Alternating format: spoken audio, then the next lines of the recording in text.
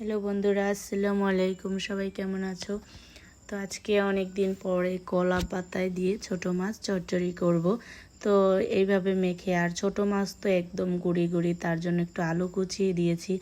আর আলু কুচানি দিলে কিন্তু একটু আমার কাছে ভালো লাগে, যেহেতু একদম ছোট ছোট মাছ আর সবটা আমি খেতে পারি না, যেহেতু আলু কুচিটা দিলে কিন্তু আমার কাছে আলু কুচিটাই ভালো লাগে, আর আমি সেটাই খাই মাছগুলোর থেকে। আর কলা পাতায় দেওয়া এইভাবে মেখে তারপর খেতে আমার খুবই ভালো লাগে, যার কারণে পেঁয়াজ রসুন কুচি বা পেঁয়াজ বাটা রসুন বাটা সব কিছু, হলুদ মরিচ আলু কুচি সব কিছু দিয়ে একবারে দেখো অনেকগুলো ছোটো মাছ নিয়েছি। আর ওইটা কিন্তু আগে আমি মশলাটাকে ভালোভাবে মেখে তারপরে এই মাছগুলো দিয়ে দিয়েছি। আর মাছগুলো যেহেতু ছোট তাই বেশি একটা মাখা যাবে না, তাহলে ভেঙে যাবে, যার কারণে অল্প একটু মেখে তারপরে এই যে কলা পাতাগুলো নেব। কলা পাতাগুলো খুবই বড় আর গাছ থেকে এনে দিয়েছে তোমাদের ভাইয়া। আর এখন আমি কলা পাতাগুলো দিয়ে মাছগুলো রান্না করব, তার জন্য কলা পাতাগুলো আগে চিড়ে নিচ্ছি মাঝখান থেকে চিড়ে নিলে কলা পাতাগুলো আমার বসাতে খুবই সুবিধা হবে, যার কারণে আমি এখানে অনেকগুলো কলা পাতা নিয়েছি, যেহেতু মাছ একটু বেশি।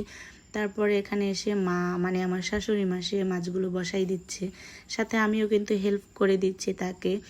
দুজনেই একসাথে বসাই নিচ্ছে, আমি পারতেছি না, যার কারণে মাকে ডেকে নিয়েছি আর মা বসাই দিল মাছগুলো। এখন সুন্দরভাবে মাছগুলো মৌড়ে তারপরে কিন্তু কলা পাতায় রান্না করতে বসাই দেব। আর যে ফ্রাই প্যানে নিয়েছিলাম সেটা হয়নি, যার কারণে আমরা একটা কড়াইতে দিয়েছি। আর এই যে আমার মাছগুলো কিন্তু অনেকটা, মাছগুলো পুরোই হয়ে গেছে। আর এখন আমি নামাই নিচ্ছি। তো সবাই দেখে বলো আমার মাছ কলা পাতায় ছোট মাছ চচ্চড়ি করা কেমন হয়েছে, আর কে কে এইভাবে খেতে ভালোবাসে অবশ্যই কিন্তু কমেন্ট করে জানাবে। আমার কাছে কিন্তু এই মাছটা এইভাবে খেতে খুবই ভালো লাগে। আর দেখো কি সুন্দর একটা কালার এসেছে মাছের, যেটা দেখলেই খেতে ইচ্ছে করে। তো এখান থেকে আমি আগেই উঠিয়ে নিয়ে তারপর আমার শ্বশুর আব্বুকে দিচ্ছি, যে আর একটু উঠিয়ে তোমাদেরকেও দেখাচ্ছি মাছটা আমার কেমন হয়েছে রান্না, অবশ্যই কিন্তু বলবে। তো সবাই ভালো থেকো, আল্লাহ হাফেজ। আর আজকে আমার রান্না এই পর্যন্তই ছিল, ছোট মাছের চচ্চড়ি।